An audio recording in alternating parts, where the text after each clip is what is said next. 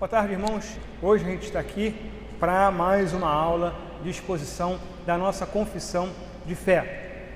Irmãos, hoje a gente vai falar sobre o capítulo 9 da Confissão de Fé de Westminster, que trata sobre o livre-arbítrio.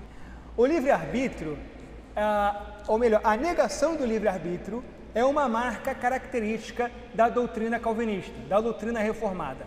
No contexto popular, muitos agem como se isso fosse o elemento central que distingue a fé calvinista das outras confissões de fé cristãs, pentecostais, arminianos, católicos ou o que quer que seja. Essa polêmica do livre-arbítrio é uma questão muito presente nas discussões populares sobre o calvinismo.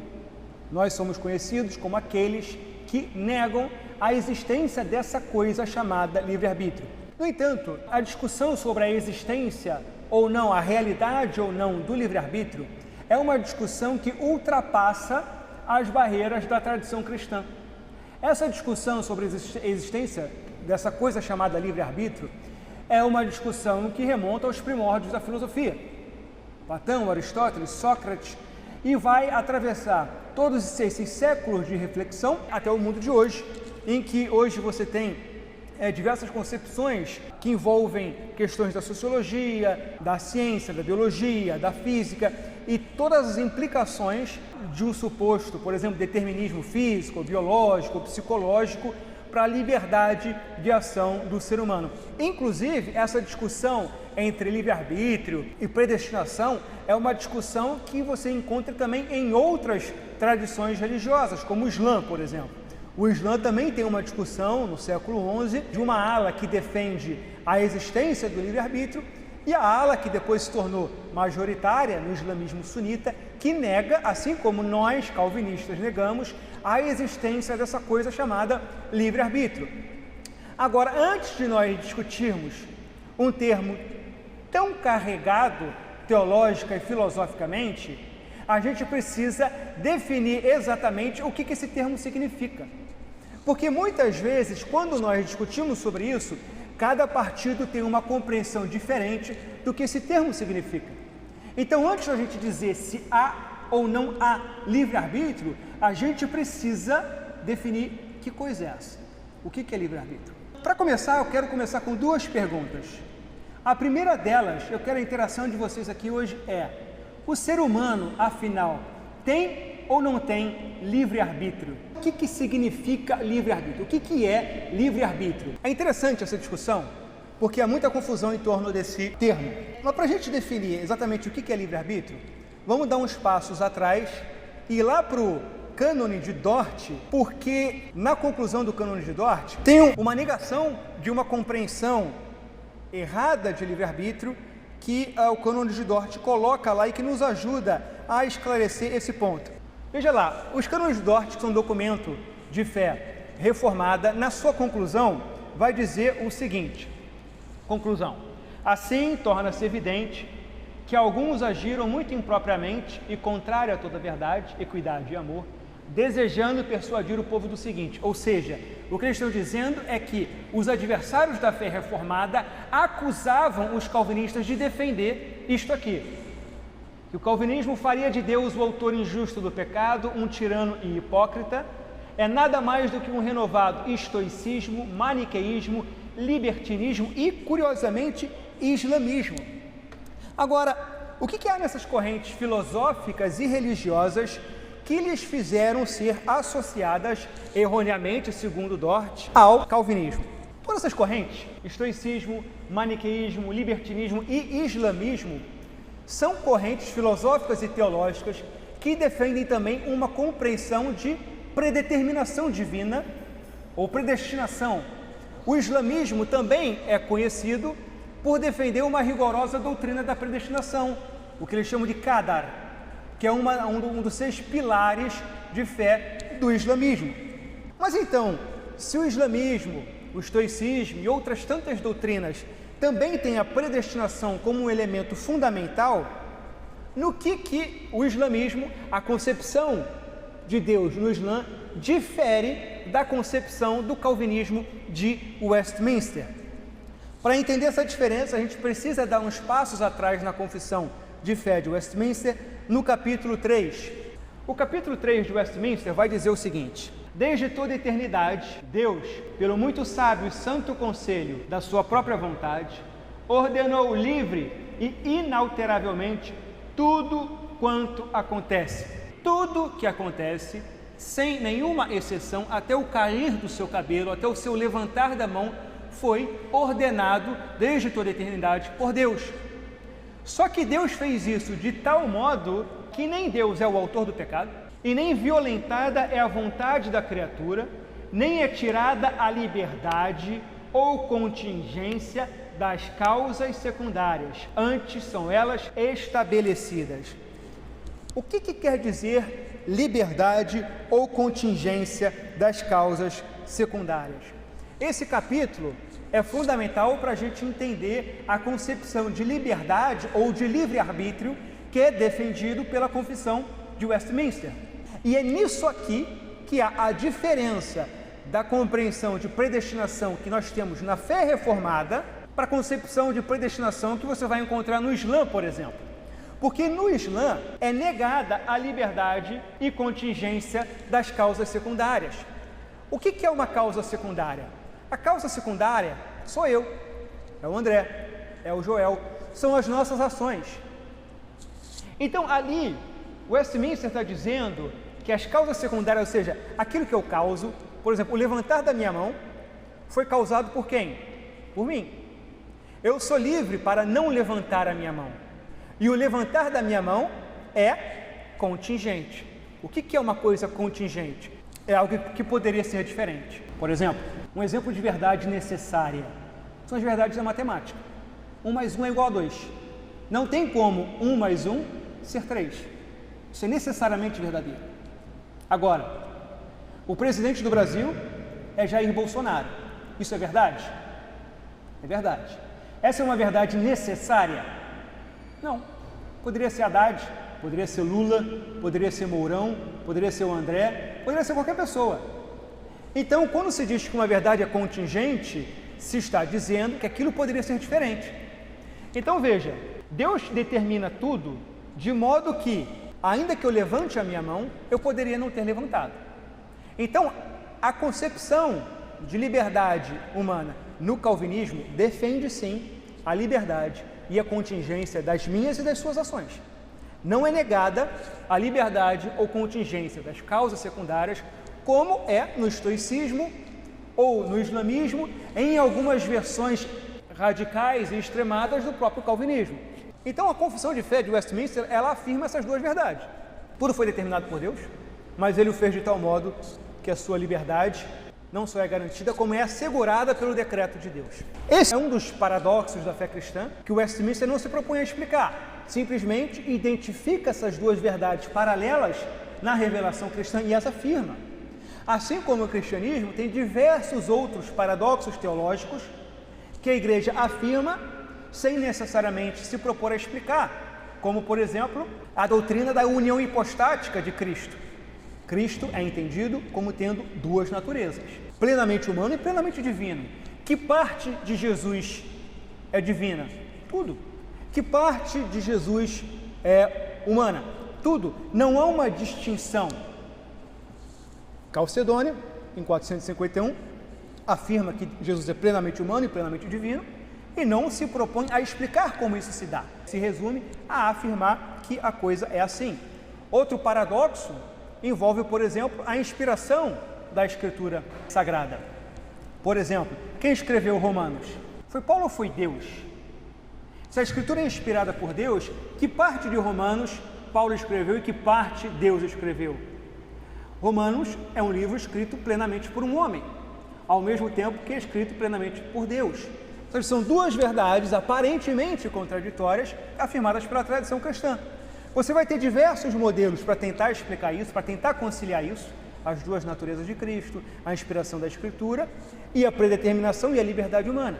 Explicações que você pode adotar, desde que respeitados os limites de Calcedônia, no caso da natureza de Cristo, ou de Westminster, no caso da predeterminação e da liberdade humana.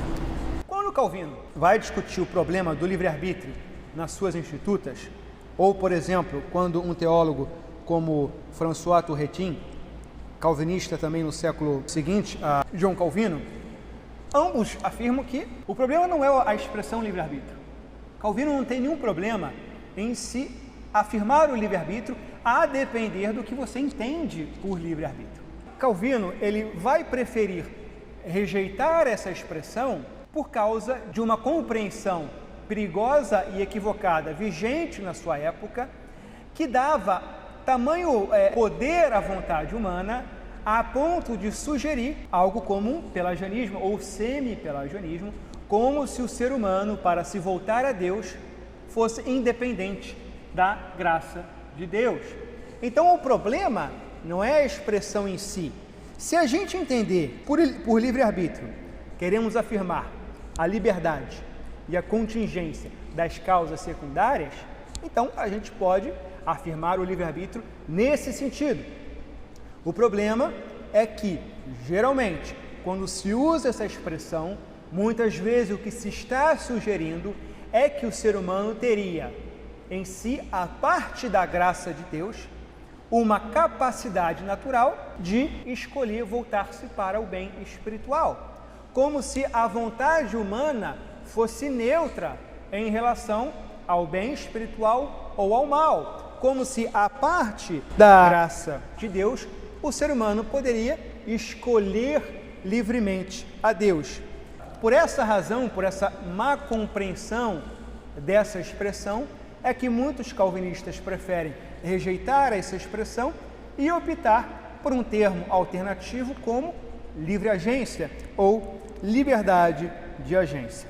Mas então, o que a Confissão de Fé de Westminster está negando quando rejeita a existência dessa coisa chamada livre-arbítrio? Vamos ler então, finalmente, o capítulo 9 da Confissão, que fala do livre-arbítrio. Deus dotou a vontade do homem de tal liberdade que ele nem é forçado para o bem ou para o mal, nem a isso é determinado por qualquer necessidade absoluta da sua natureza. O homem é em seu estado de inocência, ou seja, no Éden, antes da queda, tinha a liberdade e o poder de querer e fazer aquilo que é bom e agradável a Deus. Ou seja, o ser humano, no seu estado atual, não consegue por si mesmo se voltar a Deus, mas antes da queda podia, mas mutavelmente, de sorte que pudesse decair dessa liberdade e poder. O homem, caindo em estado de pecado, perdeu totalmente todo o poder de vontade. A vontade do ser humano não mais é capaz de se voltar a Deus, quanto a qualquer bem espiritual que acompanha a salvação, de sorte que um homem natural, inteiramente adverso a esse bem e morto no pecado, é incapaz de, pelo seu próprio poder, converter-se ou mesmo preparar-se para isso. Quando Deus converte um pecador e o transfere para o estado de graça, ele o liberta da sua natural escravidão ao pecado e somente pela sua graça o habilita a querer e fazer com toda a liberdade o que é espiritualmente bom, mas isso de tal modo que, por causa da corrupção ainda nele existente, o pecador não faz o bem perfeitamente, nem deseja somente o que é bom, mas também o que é mal.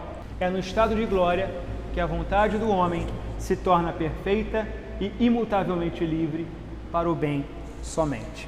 Então vejam, quando se nega o livre-arbítrio, o que está sendo negado é a capacidade do querer humano de se voltar a Deus e desejar o que é espiritualmente bom. Nega-se o livre-arbítrio porque a vontade humana, ela tem um mal, ela tem um câncer que a corrompe de tal maneira que o ser humano ele passa a rejeitar a Deus e não querer irremediavelmente, a parte da graça, voltar-se a Deus. A negação do livre-arbítrio não é tanto uma negação da liberdade de ação, da liberdade de agência, que é afirmada por nós, quanto é uma negação da liberdade de vontade. Se por livre-arbítrio entendemos uma vontade neutra, então, nesse sentido, é preciso negar o livre-arbítrio porque a vontade do ser humano é inclinada para o mal desde o seu nascimento. Gênesis 8:21. Nos primórdios da revelação, o Senhor sentiu o aroma agradável e disse a si mesmo: nunca mais amaldiçoarei a terra por causa do homem, pois o seu coração é inteiramente inclinado para o mal desde a infância. Então, o que a Escritura está dizendo aqui? O coração humano, a vontade humana, o querer humano é, depois da queda, irremediavelmente, a parte da graça, voltado para o mal. O ser humano, em seu estado natural, ele tem liberdade de agência. Ele é livre para agir de acordo com a sua vontade. Ele não é coagido a rejeitar a Deus. Ele não é coagido a tomar as decisões que toma. Todas as decisões que ele toma, ele o faz de forma livre e contingente. No entanto, por ter a vontade corrompida, o ser humano naturalmente rejeita Deus. Por exemplo, eu não gosto de camarão. Eu sou livre para escolher camarão? Sou livre? Sim. Só que eu não quero. Eu repudio aquilo. Sei que muita gente gosta, mas eu não gosto de jeito nenhum.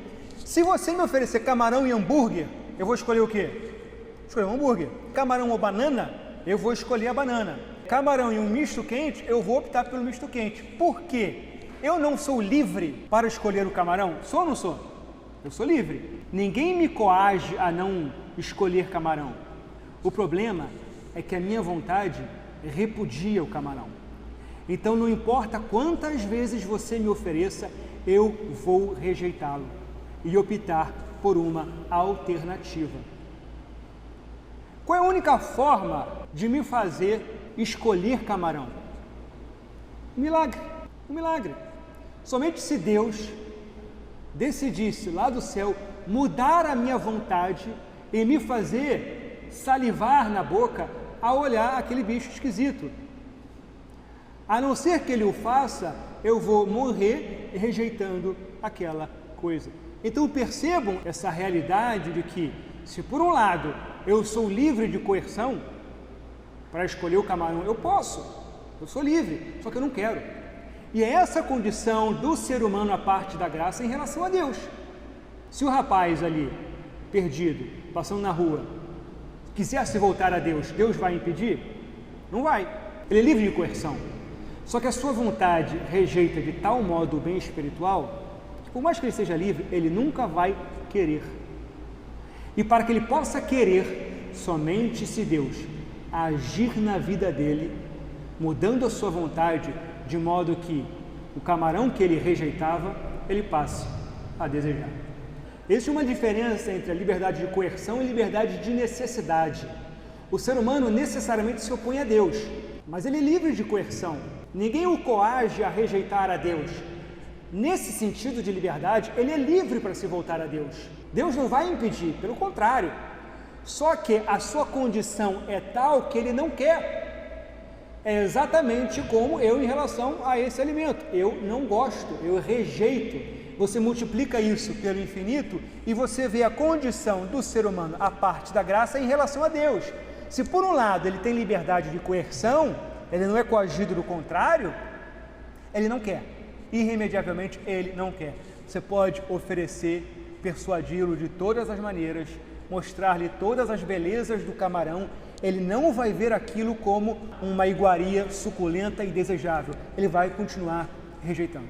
Então é essa a condição do ser humano em relação a Deus. Se por um lado Deus predetermina tudo, assegurando a liberdade e contingência e a vontade da ação humana, a vontade humana é tal que um homem natural só pode rejeitar a Deus e o faz de modo voluntário. O que ocorre, né, nas duas alas dessa discussão é que muitas vezes a ala que se intitula arminiana, no afã de defender a liberdade de ação, a liberdade de agência, o faz de modo a negar a predeterminação de Deus, a negar a soberania de Deus, e nisso incorre em erro. O outro extremo, que busca afirmar a soberania e a predeterminação de Deus, é fazê-lo de tal modo a negar a liberdade e a contingência das nossas ações, como o fazem o estoicismo, o islamismo e algumas vertentes também radicais de calvinismo. Então essa é a síntese da concepção de liberdade no calvinismo de Westminster. Assim, todas as coisas, sem exceção, são predeterminadas por Deus, mas Ele o faz de tal modo que o ser humano é verdadeiramente livre para agir de acordo com a sua vontade. No entanto, sendo a sua vontade inclinada para o mal, ele depende da graça de Deus para voltar-se ao bem espiritual. François Turretin resume no seu compêndio de teologia apologética, resume a compreensão de Westminster no seguinte, ele fala o seguinte, que Deus, por um lado, por sua providência, não só decretou, mas certamente assegura a ocorrência de todas as coisas, sejam elas livres ou contingentes. Por outro lado, no entanto, o homem é sempre livre na sua ação e muitos efeitos são contingentes, ou seja, poderiam ser de modo diferente. Embora eu não consiga entender como essas coisas possam estar mutuamente conectadas, ainda assim, apesar da ignorância do modo de como funciona, a coisa em si, que é certa a partir daquilo que aprendemos da palavra de Deus, não deve ser questionada ou negada.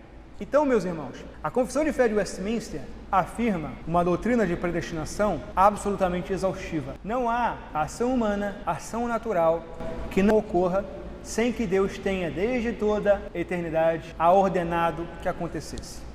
No entanto, Deus faz de tal modo, e aqui que está o mistério, que Westminster não se propõe a explicar, ele o faz de tal modo que não só o ser humano é livre e contingente, como a sua própria ordenação assegura a liberdade e contingência das ações humanas. No entanto, a condição de corrupção do ser humano é tamanha que a sua vontade não pode fazer outra coisa senão rejeitar a Deus.